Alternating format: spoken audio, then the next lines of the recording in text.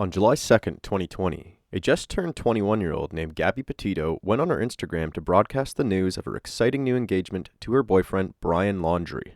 The smiles from the two filled the screen, and the excitement seemed to resonate from both individuals. Unfortunately, behind closed doors, the smiles may not have been as frequent as most would have hoped for this future husband and wife. Later that same year, on December 11th, 2020, Gabby posted another picture to her personal Instagram, announcing to the world that her and Brian have purchased their very own 2012 Ford Transit van, or as she referred to it, a garden on wheels, followed by the phrase, "New van means new adventures." Between December 2020 and July of 2021, things were relatively quiet for the two, spending time with Gabby's family in Blue Point, New York, to celebrate Gabby's little brother's graduation from high school. During that visit, Gabby and Brian were talking about future plans for a cross-country road trip in their new vehicle, as well as saving money for the trip itself. The road trip was supposed to be a way for the two to celebrate their engagement since they had to delay their wedding plans due to the pandemic. On July 2nd, 2021, Gabby and Brian took to the roads in their new garden on wheels. Just 2 days into the trip, on July 4th, 2021, they posted another photo on Instagram with a caption explaining how they were ready to cook, as they just converted the interior of their van so that they were capable of cooking meals on the road. During the weeks following the post on July 4th, and by following their Instagram travels, the couple appeared to have stopped in these locations: July 4th, Monument Rock, Kansas; July 8th, Colorado Springs, Colorado; July 10th, Great Sand Dunes National Park and Preserve, Colorado; July 16th, Zion National Park, Utah; July 21st, Bryce Canyon National Park, Utah; July 26th, Mystic Hot Springs, Utah; July 29th, Canyonlands National Park, Utah; and August 12th, Arches National Park, Utah. They were making stops at campsites along the way, as well as national parks and monuments. It almost appeared as though the two of them were having the time of their lives. August 12th, 2021. A phone call to the Moab City Police Department comes in from a stranger who witnessed the couple engaged in some sort of altercation. Grant County Sheriff's Office. Were you able to get a description of the intoxication? Hi, can you hear me, sir? Yeah, I can hear you. Hi, I'm calling. I'm right on the corner of Main Street by Moonflower, and we're driving by, and I'd like to report a domestic dispute. Florida with the white van, Florida license plate, white land, gentleman, Where's about it at? 5'6" beard. They just drove off. They're going down Main Street. They made a right onto Main Street from Moonflower. Or what were they doing? Cooperative, but what'd you say? What were they doing? We drove by and the gentleman was slapping the girl. He was slapping her? Yes, and then we stopped. They ran up and down the sidewalk. He proceeded to hit her, hopped in the car, and they drove off. Okay, you said it's a white van? White van. I can give you the license plate if you give me 1 sec. I took a picture of it. What kind of white van? Like a big one? It was a smaller van with the license plate of, it was white, Florida license plate QFT G03. It was, the make was a Ford, model was Transit, black ladder on the passenger side. Black ladder, passenger side. White Ford Transit. White Ford Transit. Okay, what's your name?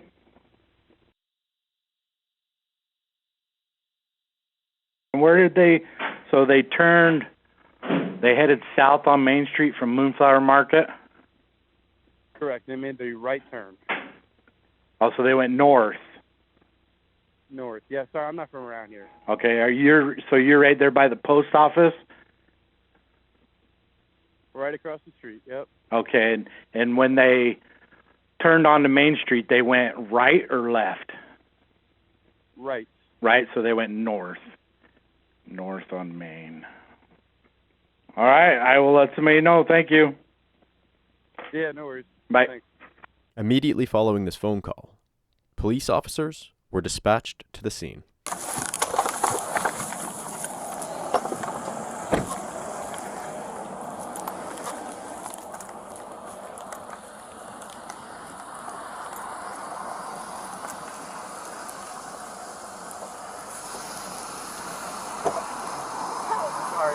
You want to place your vehicle into park and go ahead and turn it off for me? Yeah, sure.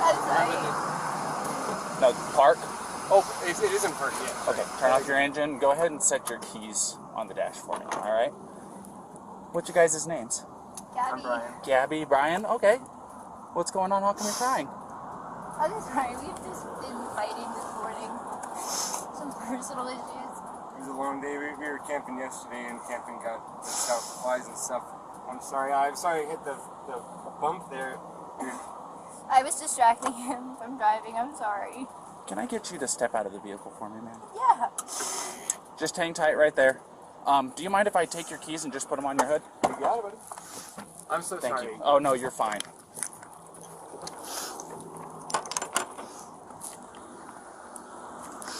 I'm going to go ahead and close your door, okay? Why don't you come over here?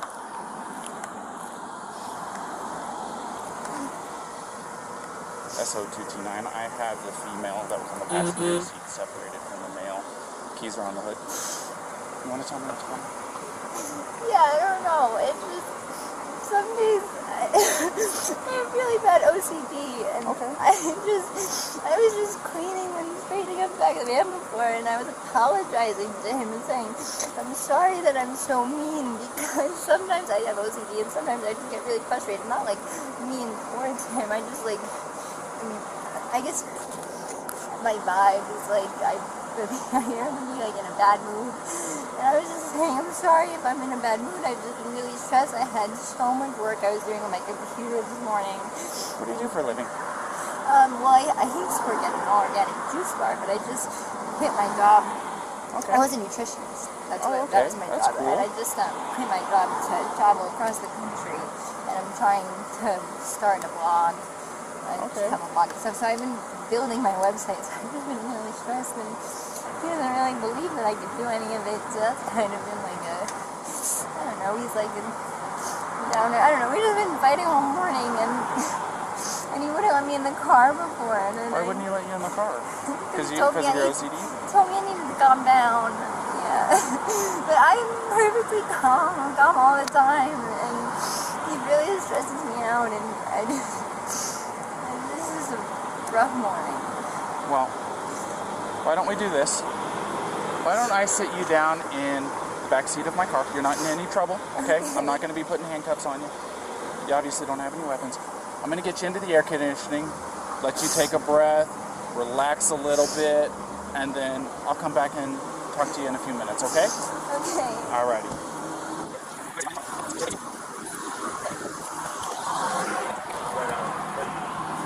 Gabrielle, you talked to my fiance, right? What's that? You talked to Gabrielle, right?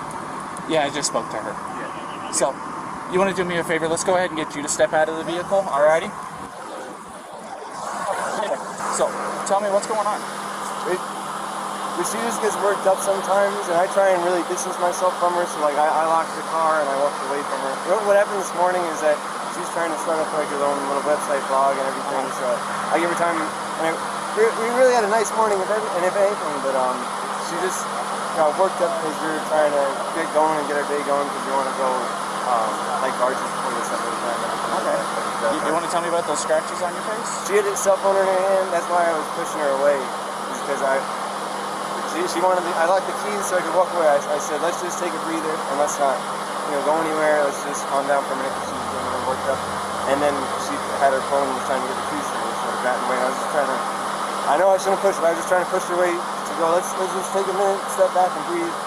And she got me with her phone. Can I see your hand? Oh, you got a mark right here. Oh, that's from a wire. That's from a wire? Yeah. You want to tell me about hitting that curb? Hitting the curb was her grabbing the wheel. She grabbed the wheel? Yeah. She said, I can't believe we're getting pulled over, and then she grabbed the wheel. What about the speed? Did she take over the... No, I take saw over the pedal on you? If I was going fast, I'm sorry. No, it's probably just the moment of, I'm still shaking now. The adrenaline, seeing the lights flashing up, and then her gripping the wheel. So if I sped up, I'm sorry about that. Or if I was speeding beforehand, I'm sorry about that. Yeah, it took quite a bit to catch up to you. So, yeah. I'm sorry about that. We're just going into the park again to get water because we have a 6-gallon water container to fill up. So we're just grabbing water for the hike. Okay. And I was trying to keep everything calm and quiet because there's plans still to go for a hike, but it's good. I'm really sorry about that. Of course. Do me a favor. You want to go ahead and just take a seat right over here on the curb for me? And if I was speeding, I'm sorry. I want to apologize. You don't have anything in that pocket or anything like that, do you?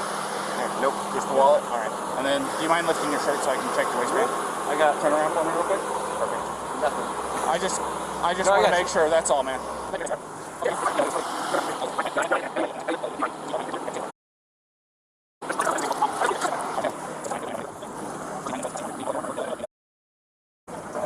you hit him? You slapped him first? It's on his face? How many times did you slap? Bravo, Romeo, India, Alpha, November. And then what? And his reaction was to do what? It's going to be out of Florida. He just grabbed you? Did he hit you though? I mean, it's okay if you're saying you hit him, but I understand if he hit you, but we want to know the truth if he actually hit you. Because, you know, where did he hit you? Don't worry, just be honest.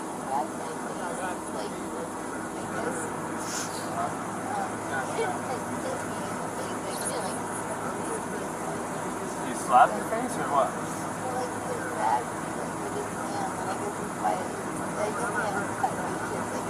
Yeah. Go ahead. Okay. So has he been drinking? No, we don't do it. Okay. What was up with his driving? This officer said he hit a curb. I While you're driving? well, he was there. While he was driving, you were hitting him? But I'm not a lot.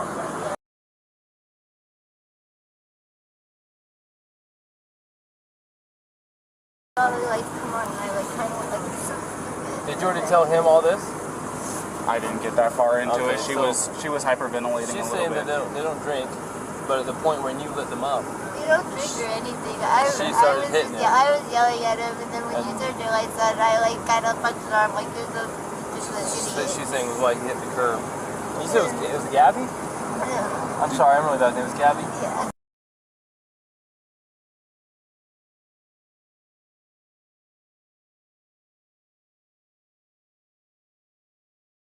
Try to meditate and stuff, but you tend to have a lot of anxiety and stress. I have a lot of anxiety. And what's his OCD. name? Is it Brian?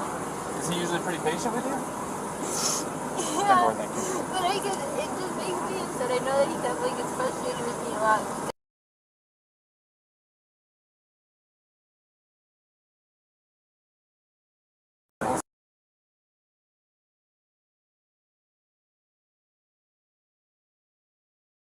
Way of taking my anxiety and bringing it down, but my ex-wife, that's why she's my ex-wife, I'm just sharing it, I know it's a little personal, but to help you understand, we would feed off each other's anxiety if it spiraled, you know what I mean? And it doesn't matter how much I loved her. It may be bad for your soul, just saying. I'm not telling you what to do with your life, but if you know you have anxiety, look at the situations you can get in, you know what I mean? And we're not here to be mean to you or anything. Well, you know, there's a first time and then it usually... We'll go see what Brian's saying, but I think you've heard everything now from... Quick question. You said you were hitting him in the arm. Did you grab the steering wheel? No, I didn't. You did not touch the steering wheel? I didn't touch the steering wheel, but only for like a second, because I just saw the lights come on, and it was more just like, you're an idiot. Like, you know. But did you grab the steering wheel and like No. swerve or anything like that? No. I didn't touch the steering wheel at all. Okay. I'm going to go ahead and close this door again. Do you have enough air back here, or do you want me to kick it up some more? Do you have any water? I will see if I can find some. Okay, no worries. Thank you. Did you already give a statement to this officer? I've got this gentleman here. Yeah. This gentleman noticed that you had some marks on your neck. Yeah. And she's got some marks on her too. We're just trying to figure out what all happened, and I know you probably already told your story. This officer is probably going to be the one handling the whole case. Do you want to listen to what he has to say, and then you tell him what happened, will you? So, if you don't mind. Start at the beginning for me. Start at the beginning. Well, I don't want to go too far back, but we've been in BLM land for the past week or so, traveling around, and the flies here are pretty intense. So the flies have definitely been getting to her, and then my feet are dirty and everything. So I think that our little squabble started because we were hanging out at the coffee shop, and when we got back to the van, there was some dirt and stuff in the van, and I moved our food around. It was a little disorganized, so she gets a little. Will you take those? Sorry about that. It's okay. Do you need any water? It's okay. It's hot out here. We were going to get water because we ran out, but it's okay. No, it's okay. I don't like plastic bottles. It's okay. Thank you, though. but we just had a little disagreement there. And the disagreement was just that she was getting a little worked up, and I was saying, no, it's okay, thank you so much. Okay, as long as it's cool, that's good. So it was just more of a disagreement, and I just wanted to. What was the disagreement about? It was. I wouldn't even call it disagreement. It was just that I'm dirty and I can't change being dirty. Like I got dirty feet, I got sand on my flip-flops and stuff like that. It was that we were at the coffee shop for so long because we were there from 9 to 3. So there's a few little things, little relationships. I don't know if you're in a relationship, but I'm sure I've been married for over 5 years now. So. There's a lot of little things. Right? Yeah, I can go. And I get it. We weren't physical before the point where I said, all right, let's just take a breather and like walk away for a minute. I'll lock the van up and I'll go for a walk this way, and you can go walk that way on the block. You know, there's that what is it called, Moonflower? Right, yeah. You know, nice areas. You can go either way. It's all shaded. So let's go for a little walk and breathe and come back. Because we're happy with it. I'm not upset with her. She got a little worked up and she had her phone in her hand and her keys and everything. And she wanted, not her keys, like her rings. She had her rings, her phone. And I was holding on to the keys because I didn't want to go anywhere. And my big fear is, I don't have my phone. I don't have a phone. So she goes off without me. I'm on my own. So I was saying, let's just go for a walk, and she was trying to get the keys for me, so I was just going, just wait, back up, and that's when she hit me, and I didn't get, I don't want to push you, but I didn't get overtly physical. I was just trying to keep her away and not get hit, and then I got really loud, and like that's probably whoever's attention where I was going, back up, get away, just give me a. Okay, so you said you pushed her to create some distance, obviously, right? What happened after that? What got the scratches on your eye? The phone. The phone. So you pushed her and she hit you? It wasn't like a push and she jumped on me. She was already, she was already swinging, and I was multiple a lot of angles, a lot of nails, a lot of rings. Yeah, you got 3 scratches on your neck. You got one on the left side of your nose. You got one in your face here, and you got 4 bleeding over it. So it looks like 2 hands coming in. Do you mind lifting up your right sleeve for me? I'm curious about something. It's a little bit of nails. I suppose fingernails, but I'm not complaining. I'm not complaining about fingernails. Is it bruised or tender or anything like that? No. Okay. I'm fine, and I love Gabby. I hope she doesn't have too many complaints about me. I'm just, I feel bad I have to get so public. I was just trying to be loud. So listen, try to make her calm down and be like, look, everyone's watching. And like, stop this. Just hang tight for me. I got a quick question for you, Brian. Sure. Do you take any medications or anything like that?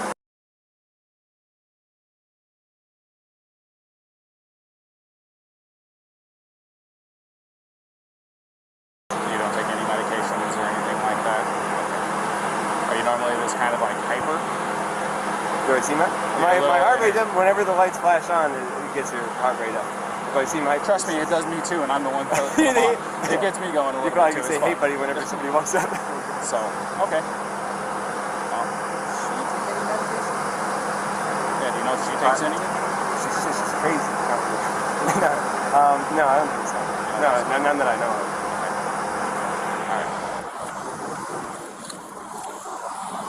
Alright. Despite confirmation from the couple that there was an altercation that had turned physical, both parties pled to the police to not press any charges, as they were in love and engaged and felt the altercation was not something to be concerned about. Police officers noted visible scratches on Brian's arms, face, and neck, and proceeded to take pictures of these injuries. They then requested that the couple spend a night apart, placing Brian into a hotel room, close vicinity to a domestic assault outreach group, and allowing Gabby to remain on her own. The two reunited and continued their road trip throughout the USA. Family members stated that since the road trip caused the couple to disappear off-grid for nights at a time, that they reminded Gabby to post pictures often to social media, as well as to keep in touch via FaceTime and phone calls as much as possible. Gabby seemed to have been doing a solid job at keeping her relatives up to date with her travels, until August 25th, 2021. While the couple was known to be in Grand Teton, Wyoming, Gabby's communications went quiet.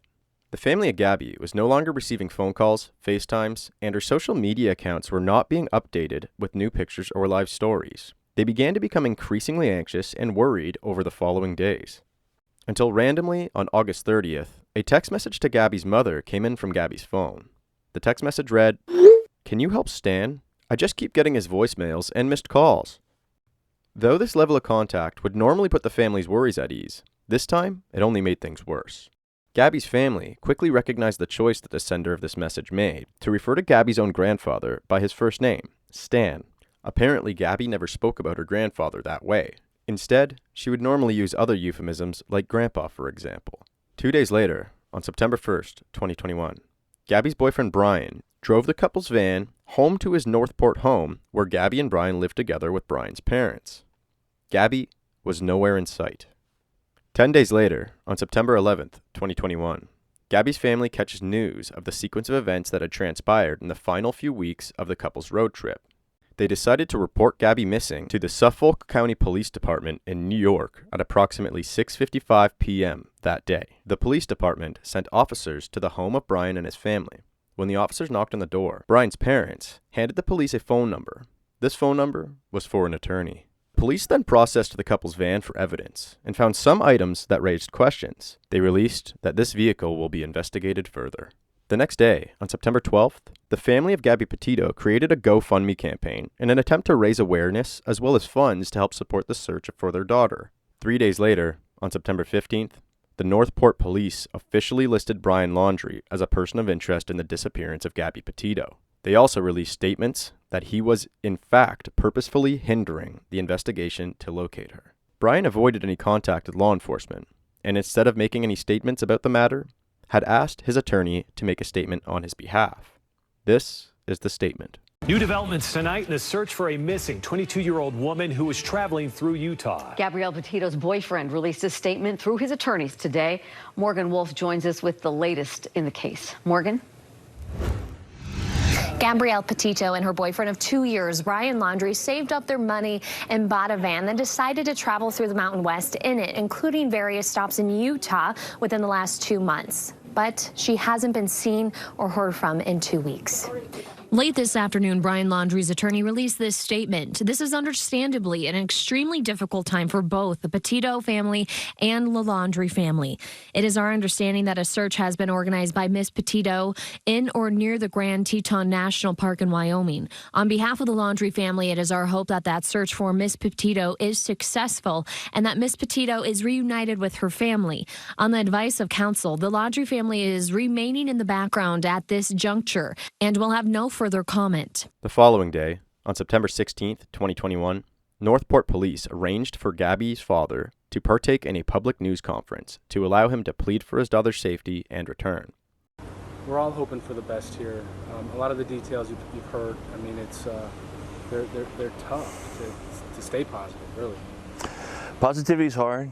Trying to focus on the scenario I have in my head, that she's stuck somewhere and she's just, just needs help, and we got to just go get her and bring her home. I know how these things sometimes end, and I'm just trying not to think of that. The media has been awesome. It's actually been a good distraction because it's been keeping me so busy. If I had to sit home and just twiddle my thumbs and wait, I don't think I could do that. So it's actually helped me. I mean, I think one of the hard things for folks is when they're jumping up and down trying to get attention to an issue. Seems like we have plenty of attention here on this. I'll tell you, I'm very fortunate. Given this situation, I'm extremely lucky because not only has, the authorities, the FBI, all the agencies that are helping out, all the task force that are helping out, but all the social media, the media attention. I mean, it's really hard to deal with, but it is needed. And I'll tell you, I haven't seen this type of attention on something like this, and I am extremely grateful. I'll never be able to repay the type of, the assistance that we've been given. I'm humbled by it, and it's hard to to understand, but I get on how lucky I am for that. Your family's gone out to Montana. Wyoming, sorry. Why? It's the last known place that we have. Listen, we're not getting a lot of information, and rightfully so. I understand why. It is an investigation, but it's the last information that we have that's corroborated. So we got to start somewhere, and there's 2,500 miles between Wyoming and Florida. So if we start now, it's less we have to do when we pinpoint a better location. You know, that's how we look at it. Is what if we get lucky, and we don't need Brian anymore? We find her, you know, right now. You know, so she's good. We bring her home. You know, she tells us what happened. You know, and we move on. So. What do you think of Brian? I don't. At a separate news conference, the Petito family attorney read a letter written by the family out loud, which contained a plea written to Brian's parents, asking that Brian please speak to the police regarding Gabby's disappearance. Hours later, Cassie Laundrie, who is Brian's sister, spoke out to Good Morning America. She stated, "Obviously, me and my family want Gabby to be found safe. She's like a sister, and my children love her. And all I want is for her to come home safe and sound, and for this all just to be a big misunderstanding." The next day, on September 17th, 2021, Brian's family reports Brian missing. When the local authorities contacted Brian's attorney, he stated that Brian had been missing for 3 days since Tuesday, September 14th. The family of Brian Laundrie allowed the FBI to enter the family home to allow them to access his items to hopefully assist in the search for Brian. At this point, both Gabby and Brian were considered missing persons. For the next 2 days, police searched for both Gabby and Brian. They had no luck on September 18th, but the following day, on September 19th, 2021, a body was discovered at the Spread Creek dispersed camping area located in Wyoming. Though the remains were not yet forensically identified at this point, Gabby's father posted to Twitter that evening. On September 20th, 2021, Brian's parents were escorted into an FBI waiting van while the FBI conducted a search of the home of Brian Laundrie and his parents. At approximately 5:09 p.m. the next day, the FBI formally publicized a news release confirming that the body they had found was that of Gabby Petito. They also confirmed that the death was a homicide. This investigation is still ongoing, and I will post any updates in the near future as they are released. As for now, Brian Laundrie remains at large.